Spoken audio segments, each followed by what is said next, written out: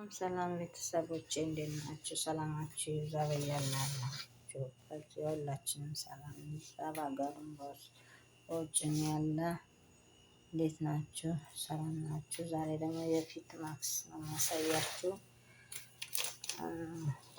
መጀመሪያ ብርቱካን ያስፈልገናል፣ ግሽር ወይም ልጣጭ።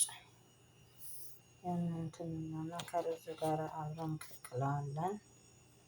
ከዛ ከቀቀልን በኋላ ከ5 እስከ 20 ደቂቃ ድረስ የመብሰሉን አውቀን እናጠፋው። ትንሽ ቀዝቀዝ ሲል እንፈጨዋለን ማለት ነው። ከፈጨነው በኋላ እናጠለዋለን። ማስፋያ ወይም ወንፊት እንትን ያለ ጥቅጥቅ ያለ ወንፊት የሚመረጣል በኋላ ይጥላል።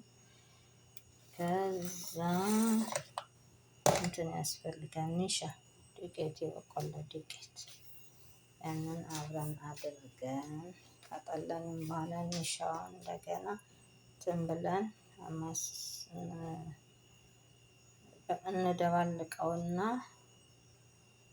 ከዛ እንትን እንላለን፣ እሳት ላይ እንጥደዋለን።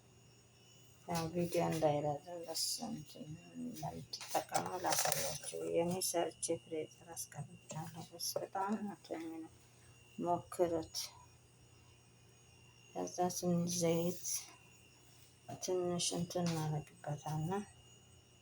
ዘይት ስምስም የላችሁም ወይ? ዘይት አዲ ዘይት እንትን በጣም ሀሪፍ ነው።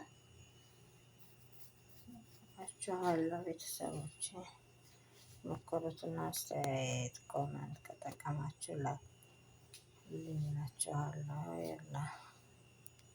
ባይ